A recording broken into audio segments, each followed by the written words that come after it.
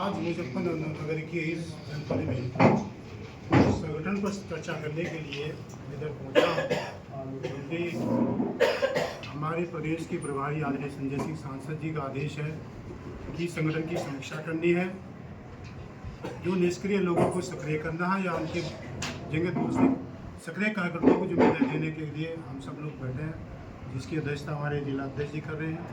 इधर हमारे प्रांत के महासचिव हरि सिंह जी की नेतृत्व में ये मीटिंग देने का काम किया जा रहा है और हम सब लोग इस चुनाव को बेखूबी के साथ, जो हमारा पंचायत जिला पंचायत का चुनाव होने जा रहा है, उसको लेकर आगामी जो भी विधानसभा का यहाँ चुनाव होगा उसको मजबूती के साथ लड़ा जाए। क्योंकि अब तक जो लोग कुछ लोग निष्क्रिय थे कि जो भारतीय जनता पार्टी ने हमारे नेताओं पर जो मुकदमे लगाए थे वो उन सभी मुकदमों से वो आरोप मुक्त हो गए हैं। अब लोगों में कुछ जज्बा बढ़ा है पूरे उत्तर प्रदेश से पूरे देश में कि निश्चित तौर से ईमानदार पार्टी है, हमारा नेता ईमानदार पार्टी के नेता सब लोग हमारे सब कार्यकर्ता जुड़े थे, जो दिमाग में लोगों की निष्क्रिय थी वो सक्रिय होने शुरू हो गए हैं। तो मेरा मानना है कि हम सब मिलकर हमारे तमाम इस जनपद के पूरे जिला अध्यक्ष के सभी यहाँ पदाधिकारी आए हैं, प्रकोष्ठ के भी आए हैं, विधानसभा अध्यक्ष के भी आए, सभी से चर्चा करनी है कि अगले चुनाव को किस तरह मजबूती के साथ लड़ा जाएगा। और हम चाहते हैं कि हमारा रिजल्ट यहाँ पॉजिटिव रहे, उसी के लिए हम आए हैं, क्योंकि हम सब लोग पॉजिटिव मानते हैं। नेगेटिव मानने वालों की कभी वो जीतते नहीं हैं और नेगेटिव वालों की कभी जीत नहीं होती। हम सब पॉजिटिव सोच वाले हैं और हमें उम्मीद है इस बार उत्तर प्रदेश में एक अपना अच्छा प्रदर्शन आम आदमी पार्टी करेगी। और जो हमारे यहाँ आपका पश्चिम प्रांत है तो निश्चित तौर से मजबूती का प्रांत है। सब लोग देखें, सब ये अच्छे पढ़े लिखे लोग आए हैं, मजबूती लोग हैं और मुझे उम्मीद है कि हम सब मिलकर इस जिला मुजफ्फरनगर को मजबूत करेंगे और एक कार्यकर्ता मजबूती के साथ आम आदमी पार्टी के साथ खड़ा होकर अपने प्रत्याशी को जिताने का काम करेंगे। विधायक जी, आगामी चुनाव भी हैं कई राज्यों में, तो आपकी क्या तैयारी है उसको लेकर, जिस हिसाब से अरविंद केजरीवाल जी एक मामले में बरी हुए हैं? आज पूरे देश में संदेश हुआ है कि आम आदमी पार्टी निश्चित तौर से ईमानदार पार्टी है, हमारा नेता ईमानदार है।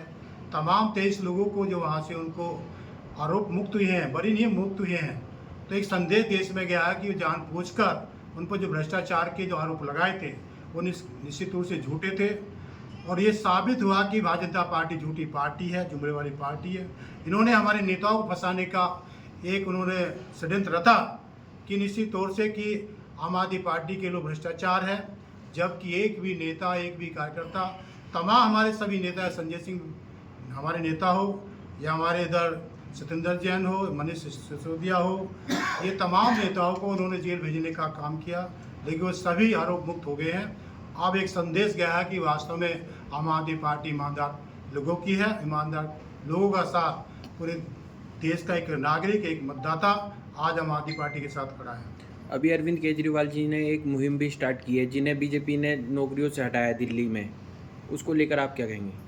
निश्चित तौर से उसके लिए प्रदर्शन किया गया कि हम निश्चित तौर से जो हमारे या तमाम हमारे बहुत सारी ऐसी डिपार्टमेंट थे जहां कुछ लोगों को कॉन्टैक्ट पर रखा गया, कुछ को गैस कॉन्टैक्ट पर रखने का काम किया गया, कुछ होमगार्ड थे जो 27,000 होमगार्डों को हटाने का काम किया गया, कुछ हमारे यहाँ ऐसे पद थे जो कि कंप्यूटर चलाने, जो डाटा कंप्यूटर बोलते हैं, उनको रखने का काम किया। वो करीब 2-2,500 वर्कर थे, उनको भी हटाने का काम किया गया।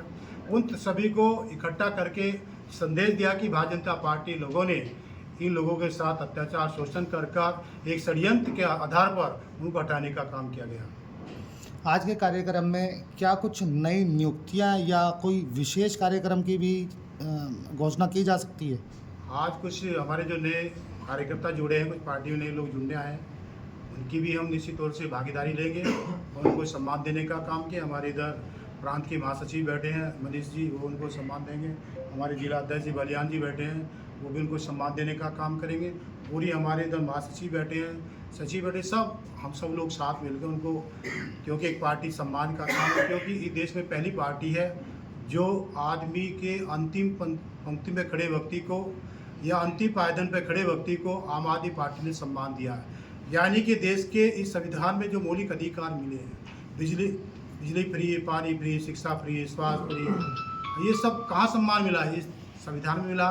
वो संविधान के मानने वालों की पार्टी एक है, जिसका नाम आम आदमी पार्टी है, जिन्होंने साबित करा कि हम संविधान को मानते हैं। रोजी रोटी, कपड़ा मकान, बिजली फ्री, पानी फ्री, शिक्षा फ्री, ये सब हमारा मौलिक अधिकार है, प्रत्येक नारी का अधिकार है, वो उसको देने का काम करे। और संविधान ये भी कहता है कि जो ये मौलिक अधिकार दे उसी को अपना वोट दे, क्योंकि ये वोट भी हमें बाबा साहब डॉक्टर अम्बेडकर के संविधान से मिला है।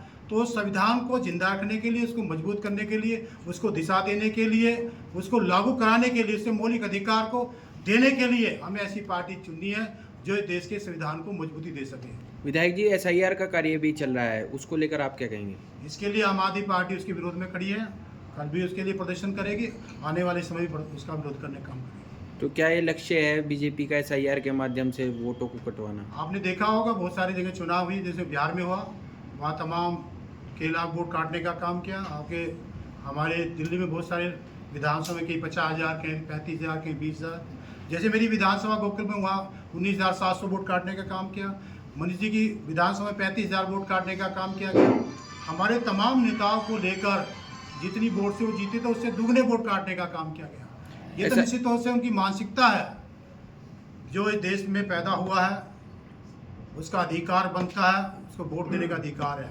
ये संविधान कहता है कि देश में जो बच्चा पैदा होगा उसको वोट का अधिकार उसको है, उस देश का मतदाता है, ये वोट का इस देश का नागरिक है। सरकार की जिम्मेदारी बनती है उसका हमेशा वोट उसका पहचान पत्र बनाने का काम करे। SIR को लेकर ममता बनर्जी जो पश्चिम बंगाल की मुख्यमंत्री है वे भी धरने पर बैठी हैं, उसको लेकर आप क्या कहेंगे? निश्चित तौर से वो अपनी सही दिशा में काम करने का काम करे, अपने प्रदेश की वोटों को बचाने का काम करे। हमें बचाना चाहिए कि जो आदमी देश में पैदा हो रहा है उसका वोट देना तो अधिकार है, जीवन भर जीत थोड़ी चलेगी। विधायक जी, जैसे अभी तक बहुत सी वोटें ऐसी रही हैं कि फर्जी वोट भी बनी हुई थी, और जो लोग मृत हो चुके हैं या जिन लड़कियों की शादी होकर के वो अपनी विधानसभा क्षेत्र से अपने ग्राम से वो जा चुकी हैं, उनकी वोटों का भी नाजायज इस्तेमाल अभी तक किया जा रहा था।